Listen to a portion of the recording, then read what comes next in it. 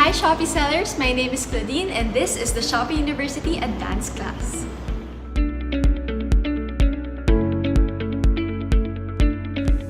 Hi Shopee sellers, welcome to lesson 6 and this is the final topic for our Shopee University Advanced class. Today we will be discussing driving your business with data. So ang pag-uusapan natin puro mga data at reports na makukuha nyo sa Seller Center ni Shopee. So we will be discussing business insights, a very brief introduction and overview of account health, and also the reports that you can download in the Shopee Seller Center.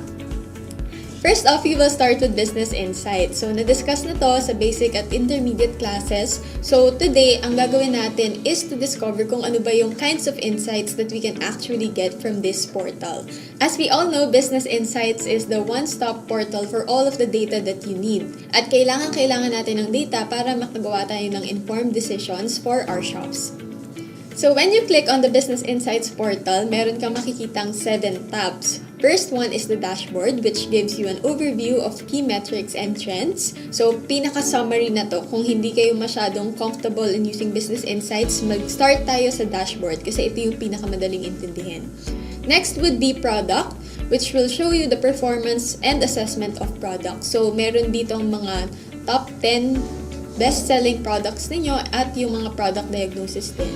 You also have the sales tab, which will give you data on sales and conversion rates. Kung successful ba yung promotions natin for this product that was able to give us good conversion rates. We also have the marketing tab, which gives us product performance based on the promotion. So if you listen to the previous lesson, sa lesson 3, makikita natin kung ano ba yung gamit ng marketing tab based on the features that we use.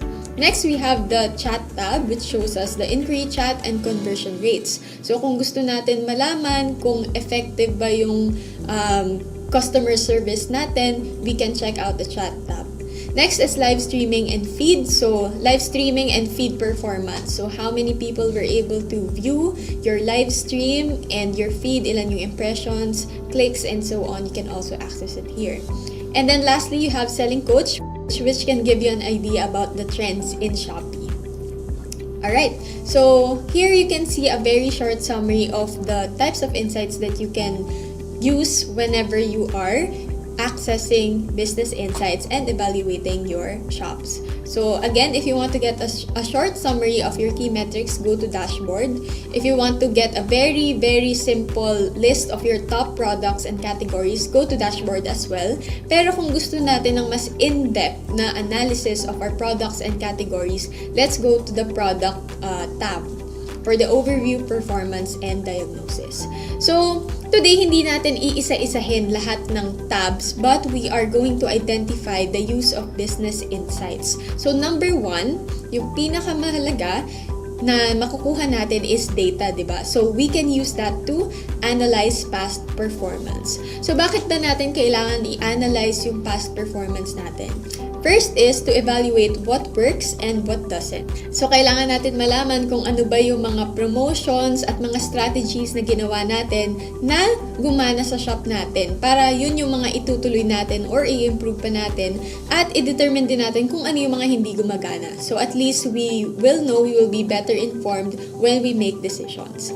Next is to know what to improve, like what I've said a while ago.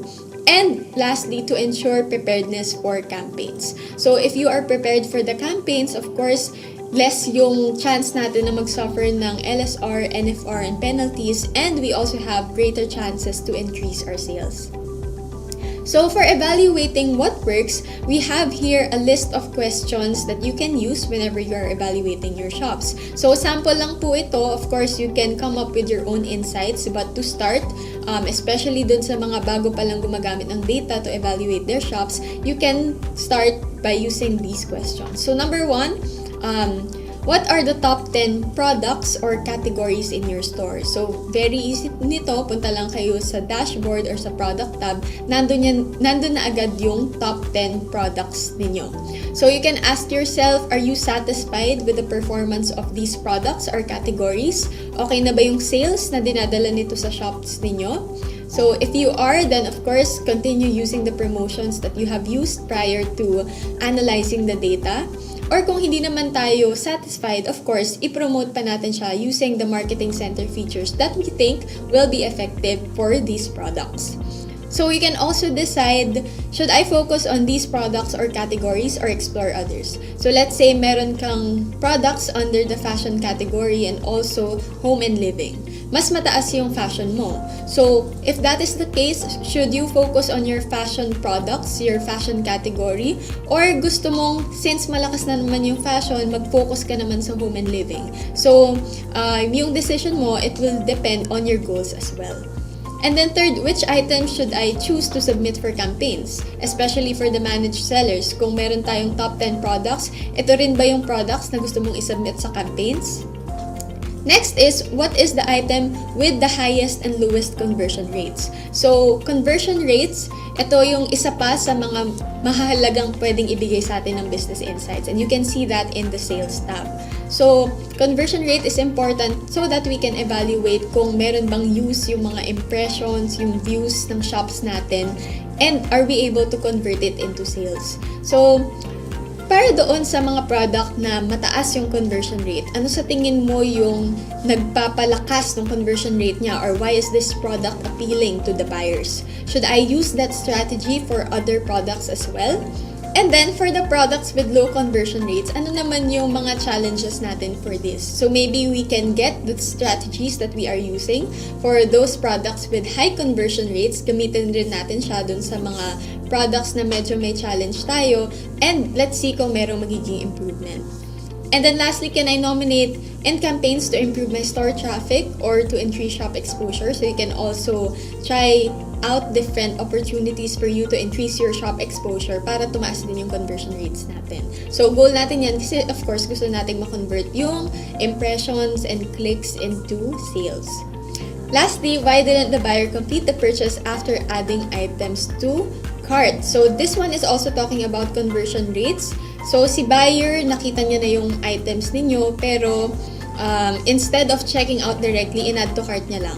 So pwede kasing naghihintay siya ng vouchers, ng sale, to have discounts for your items. So, i-evaluate natin ano ba yung causes kung bakit medyo mababa yung checkout rate ng buyers natin. So, try to understand what are the pain points in the customer journey and what can you do to further improve that. So, should you use chat broadcast? So, chat broadcast actually has a feature wherein you can remind the buyers who have already added items to cart to purchase those items that they have already added to cart.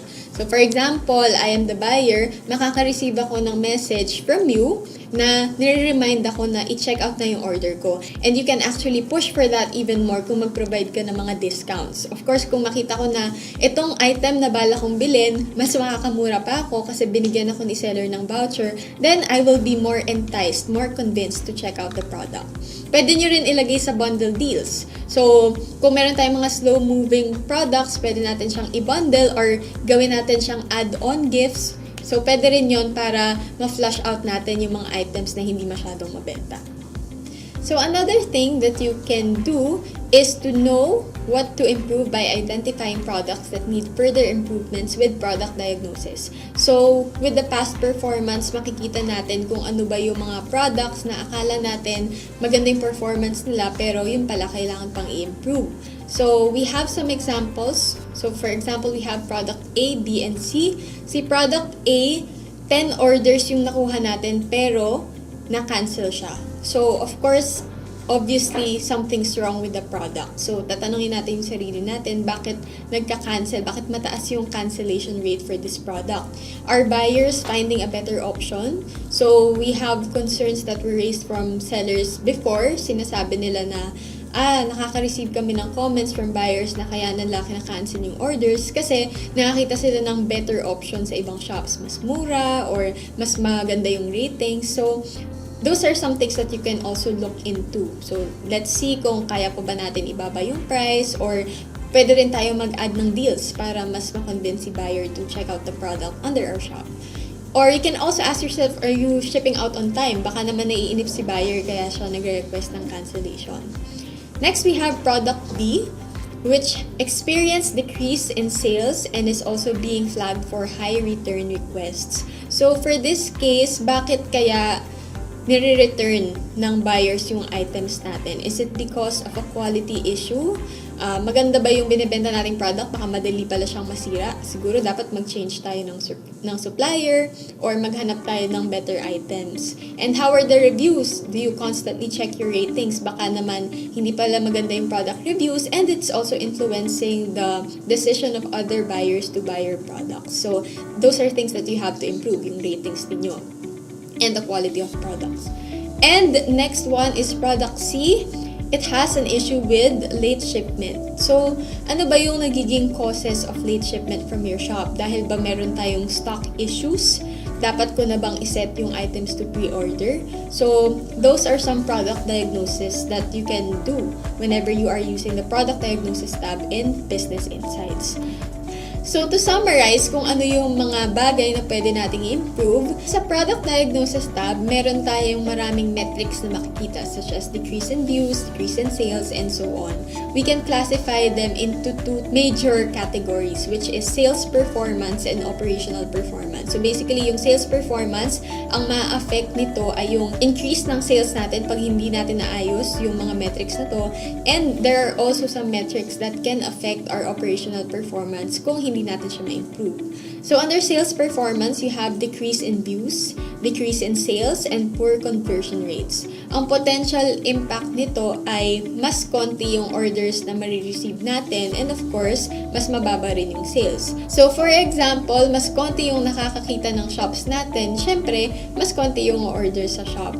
And if mababa rin yung conversion rate natin, siguro nga maraming nakakita pero hindi naman sila nag-add to cart or hindi naman sila nag-check out, of course, you can't also convert that into sales.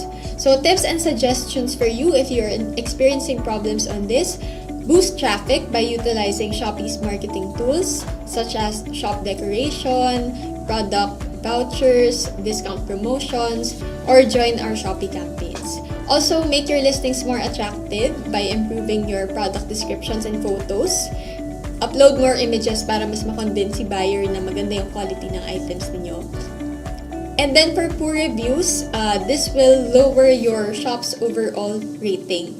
So, a while ago we mentioned that poor reviews can influence the decision of other buyers to buy from your shop. And of course, bababa rin yung overall shop rating natin. So, what you can do for this is to improve the quality of your products and customer service. Kapag may tanong si buyer, sagutin natin siya agad para mag-improve yung chat response rate. And then also, replyan din natin siya dun sa mga product ratings. Maging mausisa, matanong kung ano ba yung kailangan natin i-improve sa product so that we can actually apply it in our shops. Under operational performance naman, meron tayong high late ship, high seller cancellations, and high return requests. So for high late ship, ang potential impact nito, mas matagal maghihintay yung buyers natin na ma-receive yung orders nila, which can also affect yung kanilang pag-refuse to pay for the items once it arrives in their houses or locations. So, i-avoid natin yung situations where you have insufficient stocks. Make sure na tama yung dinedeclare natin sa seller center. And prepare the orders with the earliest deadline first. So, ito yung sinasabi natin na FIFO approach or first in, first out. Kailangan kung ano yung pinaka-old or pinaka-matagal nating orders na na-receive before, yun yung unahin nating i-ship out. Next is high seller cancellation. So, kung kayo mismo yung nagka-cancel ng orders, of course, hindi natin siya maka-convert into sales. Lost opportunity siya for you. So, what you can do is to ensure that orders are shipped out on time. At kung hindi naman natin kaya mag-ship out, mag-vacation mode na lang tayo. Lastly is high return requests. So, this is also lost income for you. Pera na, naging bato pa kasi dapat babayaran na lang siya ni buyer pero ni-reject pa siya. So, what you can do is to provide accurate descriptions. Baka naman mali yung ine-expect ni buyer kasi mali yung nakalagay sa descriptions natin. So, to set the right expectations, dapat accurate yung descriptions natin and ayusin din natin yung pagpapack ng items. Kasi baka prone to damages yung items natin and pagdating kay buyer, hindi na maganda yung itsura niya kaya nire-reject yung parcels natin. So, another thing that you can do with the past performance by analyzing that is you can ensure preparedness for campaigns. So, constantly monitor your performance, the conversion rates, and the sales data so that you can adjust your marketing strategy to the campaign and promotional period. So, i-analyze lang natin kung ano yung mga maganda nating ginagawa at hindi masyadong maganda para alam natin kung ano yung weakest link in the order process. And this will allow us to take more targeted actions kung ano ba yung specific na kailangan natin gawan ng paraan. Hindi naman kailangan na i-improve natin lahat yung mga kailangan i-improve sa shop natin in one go. Pwede naman na mag-focus tayo on specific points na kaya natin ayusin before the campaign so that we can at least improve on that specific aspect. Alright, so another thing that you can do with business insights is to interpret trends. So, mahalaga yung pag-i-interpret ng trends kasi dyan din nakabase kung kikita ka ba. So, kung sikat yung items mo or kung yan yung kailangan sa panahon na ngayon, of course, mas marami ka rin makukuha na orders. So, paano ba tayo makaka-identify kung ano yung trending sa Shopee and sa Philippines in general? Kung hindi pa kayo gumagamit, you can actually use Google Trends. It's a free website na pwede nyong i-access. Makikita nyo dyan kung ano ba yung mga trending sa bansa natin. So, hindi naman kayo limited to use the Shopee app. You can actually use Google Trends or Twitter, Instagram, Facebook. Marami kayong makikita dyan ng mga sikat ngayon. And then, of course, you can use that to give you insights on what product assortment you should have. And within the Shopee app, of course, you can also use the selling coach part and the key metrics and business insights. So, sa key metrics kasi, makikita nyo dyan yung summary ng orders ninyo, ng sales ninyo for a specific time period. So, you can analyze ano yung mga nag-contribute doon sa pag-increase ng sales nyo for a specific duration. Baka nung Christmas, mas mataas yung orders nyo for this item. So, alam nyo na next time na ito yung dadamihan ko ng orders. Next is for Selling Coach. So, if you go to Selling Coach, meron tayo dyang 4 na tabs na pwedeng makatulong sa inyo sa pagbibigay ng insights on which products you can start acquiring and promoting. So, first one is the top selling products. So, this one features the best sellers in each category. So, kung curious kayo kung ano ba yung mga top products in each of the categories, you can select on the main category and then select the sub-level. Tapos makikita nyo dyan yung top selling products. So, this one will give you an idea of which products you can add to your product range. Next is trending products. So, this one, it doesn't necessarily mean na kung nandito yung products na yon ay ito yung may pinaka mataas na sales din. Pero ang ibig sabihin nitong top trending products ay maraming nagsusearch ng items na to sa Shopee app. So, it shows you the top 30 searches for products for the past 7 days. So, makikita nyo dito yung top keywords of the top 3 L1 categories with the most items. So, 3 categories yung makikita nyo when you filter and then you will see which items yung under that category. And then, you can also see the top listings for trending keywords. So, it will more or less give you an idea kung sino ba yung magiging competition nyo if ever you decide to sell these products.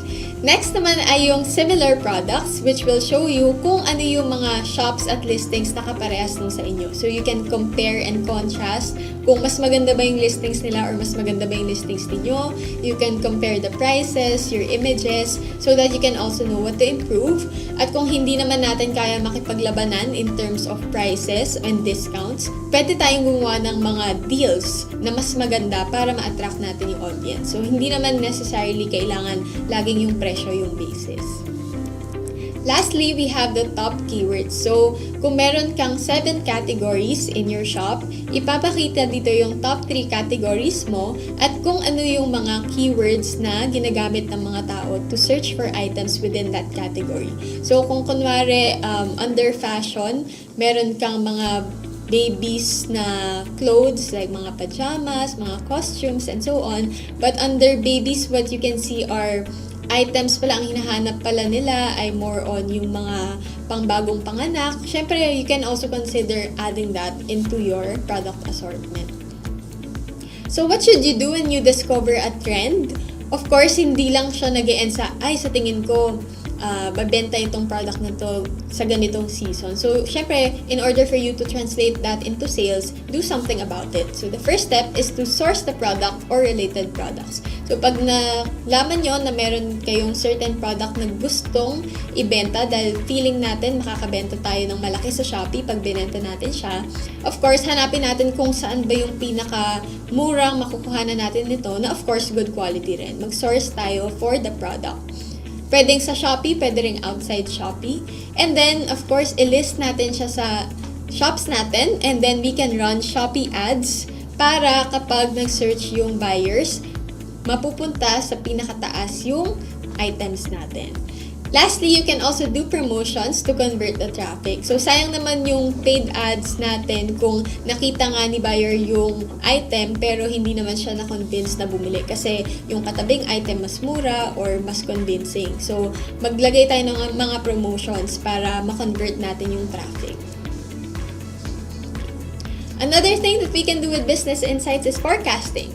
So, forecasting is very easy. So, meron ka na ngayong data na analyze mo na kung ano yung mga ginawa mo in the past at kung ano yung dapat mong gawin. So, in forecasting, you can understand the purchasing habits of your buyers and forecast future stock. So, this one will help you to prevent out-of-stock situations. So, some questions that can help you forecast. Number 1, who is my target audience for the next campaign? So, kung naaral nyo ng maigi kung ano ba yung types of buyers who buy from your shops, you can identify sino ba yung mga dapat kong targetin during the next campaign. Second one, you can ask yourself, which items do I think will have the most orders during the next campaign? So, maraming shops na marami silang items, umabot ng thousands, pero hindi naman lahat yun nabebenta. So, by forecasting, you can actually work on deciding alin ba yung mga products na sa tingin natin bebenta for that specific campaign and doon tayo magpo-focus. And lastly, how many supplies of this item should I order? So, kailangan weeks before the campaign pa lang, nag-order na tayo para hindi tayo mag-suffer ng out-of-stock situations. So, when we are forecasting, make sure that you consider the past data, monthly, quarterly, yearly, hindi lang certain days before. Next is keep track which products consistently do well in the platform. So, siguro ito yung mga products na dapat mag-invest na tayo kasi constantly na mataas yung sales na binibigay nila sa atin. And like what I've mentioned, prepare the stocks accordingly based on the number of orders received. Depende rin yan sa campaign. So, kunwari, ang na-receive mo ngayong 99 campaign ay 100 orders.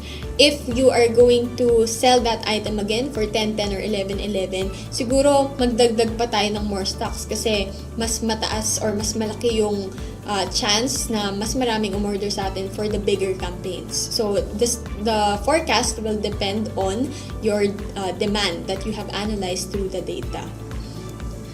After getting all of those data, you can actually capitalize on that para ma-optimize nyo yung marketing strategy na gagamitin nyo for the next campaigns. So, some questions that you can ask yourselves are, number 1, how can I increase sales for my top-selling items? So, yung top-selling items nyo, ito yung nagbibigay sa inyo ng pinakamalaking impact in terms of sales. So, gugustuhin natin na mag-focus doon. Next is, when is the best time to activate promotions? Hindi naman kailangan na lahat ng marketing features gamitin natin at naka-on siya the whole time. Pwedeng gawin natin siyang efficient. I-evaluate natin kung ano yung mga nag-work for us and also kailan yung best time to actually use them. Third is, how much can I spend or how much should I spend on marketing promotions? Of course, nakadepende yun sa budget natin. Saan natin i-allot yung budget natin for spending, especially when it comes to campaigns. So, in e-commerce, meron tayong mga terms and formulas na kailangan alam natin para alam natin kung paano mag-strategize when it comes to our sales. So, first is traffic multiplied by conversion rates equals orders. So, the more na nag-increase yung traffic natin at mas maganda yung conversion rates, mas marami tayong orders na marireceive. So, in terms of traffic, this is calculated based on how many customers visited the stores. So, how can you improve your traffic? Kailangan maganda yung ating exposure o mataas yung exposure ng shops natin. And then conversion rates, this is calculated based on how many customers view the products versus how many customers order the product. So, doon sa mga nakakita ng items natin, ilan sa kanila yung nag-order. So, once we have good performance for each, yung traffic and conversion rates, mas magiging mataas yung orders natin. So, we have an example here of two shops na magkaiba yung kanilang traffic. So, here we have an example of two shops. So, yung dalawang shop na to, parehas yung products nila, parehas din yung price nila, and yung products nila equally rated din. Yung pinagkaiba lang ay si Business A, palagi siyang nag-feature ng products niya across multiple features and campaigns as compared to Business B. So, kung makikita nyo sa business insights nila, Business A achieved 1.96 times of more views compared to Business B. Mas marami siyang visitors, mas marami siyang page views, kaya mas mataas yung sales niya. So, as sellers, kailangan we are working for improving our traffic para mas maraming makakita ng items natin at mas maraming bumili. So, other things that you have to understand are what we call the add to cart ratio and the conversion rates. So, we are hoping that we will have high add to cart percentage. Kasi ang ibig sabihin nun, yung customers gusto nilang bilhin yung product. Ina-add to cart nila kasi may plano silang mag-check out ng items. So, how can we compute the add to cart percentage? It can be computed by dividing the number of add to carts by the number of product views. So, i-check natin yung add to cart percentage kung mataas siya. Kasi yun yung basis natin kung gusto bang bilhin ng buyers natin yung orders natin. The next terminology that we should know is the conversion rate from add to cart. We can compute this by dividing the number of orders by the number of add to carts. So, yung percentage ng conversion rate from add to cart, yung basis natin can be less than 25%. So, kung makita natin yung conversion rate from add to cart natin is less than 25%, we should investigate the reason why the products are not checking out. So, pwede tayong gumawa ng mga vouchers na pwede nating isend sa chat broadcast to convince our buyers to check out the items. And then, the next one would be conversion rates as a whole. Ito naman yung galing sa mga product views. So, we can compute the conversion rate by dividing the number of orders by the number of product views. Marami tayong sellers na nagtatanong kung ano ba yung magandang conversion rate or yung conversion rate na ideal. So, it will actually depend on your shop kung gaano na kayo katagal sa platform at sa goals na sineset ninyo. Pero kung sa tingin nyo mababa pa rin yung conversion rates compared to your objectives, syempre, i-reconsider na natin yung pricing strategy, promotion strategy, and yung targeting customers strategy natin. The last thing that we should consider when we are strategizing is on the date of the campaign itself. So you can actually monitor your orders using the live monitor feature in Business Insights. So useful to especially during campaigns because this can help you make immediate and urgent decisions when it comes to campaigns, especially kung meron tayong mga unforeseen stock issues. So, i-monitor natin yung product performance, kung ano ba yung mga product na biglang nag-surge yung orders, and let's check if we have enough stocks to fulfill those. Yung next feature naman na i-discuss natin is account health. So, this one is not as technical as Business Insights, pero makikita nyo dito yung data na kailangan nyo to make sure that you are performing well in terms of operations. So, makikita nyo dito yung penalties ninyo, yung mga listings violations, customer service performance, and customer satisfaction. So, yan yung mga ilang bagay na kailangan dapat lagi nating chine-check kung maayos ba yung performance natin doon so that we can prevent our shops from having penalties. So, some things that you need to check in account health are your ratings. So, when you access account health, makikita nyo na kaagad dyan kung good ba yung performance ninyo or needs improvement. Makikita nyo yung list of penalties or violations na nagkaroon kayo for a specific time period, and of course, yung corresponding punishments. Issues to improve with the details as well, kung ano ba yung mga late shipment natin or kung ano pa yung mga issues ng products natin na kailangan i-improve. And then once you click on that, pwede nyo rin tayong i-direct dun sa mga portions ng Seller Center that we can use to edit the products itself. So, mas madali siyang gamitin. And of course, your metrics in terms of non-fulfillment rate, late shipment rate, and so on. So, check lang po natin yung account health. Make sure na maayos yung performance ninyo para makakasali tayo palagi ng campaigns pag wala tayong penalties. Okay, next one is Shopee Reports. So marami tayong sellers na nagtatanong ano ba yung mga data na pwede natin makuha from Shopee, especially in the Shopee Seller Center. So marami tayong files na pwedeng i-export, starting with the Shipment tab. So once you click on Shipment tab, doon sa My Shipment, makikita nyo yung unpaid, to ship, shipping, completed, canceled, and return refund. Each of those tabs will have a button that can be used to actually export files. But for me, as a tip to you sellers, yung i-click nyo dyan is yung to ship tab kasi yan yung mga orders na kailangan ninyong i-process. So, once you click on to ship tab, you can export the file to see kung ano ba yung mga kailangan nyo i-fulfill na orders. Bibigyan niya kayo ngayon ng Excel of the orders that you have received, and please do your best na isort yung mga items from oldest to newest when you are fulfilling your orders para hindi tayo mag-suffer from late shipment or non-fulfillment. In the Mass Ship tab, you can also download shipping documents. So meron tayong 3 types. You have the pick list, pack list, and airway bills. Next is My Products. So, My Products will give you the mass update and mass upload templates, especially kung meron tayong mga gustong i-batch add or edit. You also have a restock report. So, this is very useful, especially dun sa mga walang inventory system. Mache-check nyo dito kung meron pa ba kayong available supply ng items ninyo, yung supplier lead time, and yung restock urgency. Kung kailangan nyo na bang mag-restock ngayon to prevent out of stock or sold out. And then next is Marketing Center. So you have first the bundle deals. So once you click on bundle deals, you can see there na meron tayong option to export yung data on bundle deals. But if you go to Business Insights, you will notice that it's actually the same, yung mga information na binibigay niya.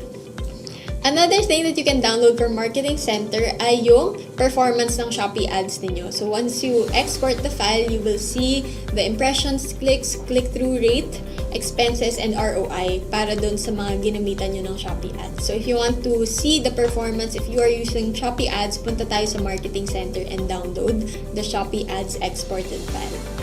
Next is under Finance. So under My Income, you will see the income statements. Pwede kayong mag-select ng period na gusto nyong makita, kung gaano na ba kadami yung payments na nirelease ni Shopee sa inyo or magkano yung i-release ni Shopee sa inyo over a selected time period. So maganda to for keeping track of your income sa buong Shopee journey ninyo. Sa My Balance naman, makikita nyo yung breakdown per transaction. So, you can choose to get an exported file of your order income. So, ito yung income ninyo based on the orders that was received from your shop.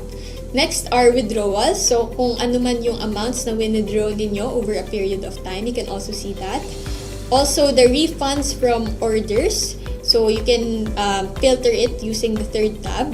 Next is adjustments. So, kung meron man kayong mga manual adjustments from canceled but delivered orders, yung mga approved claims natin from missing, wrong, or damaged orders, as well as shipping fee discrepancy appeals. So, dyan siya papasok. Yung mga in-adjust ni Shopee na payments for your shop.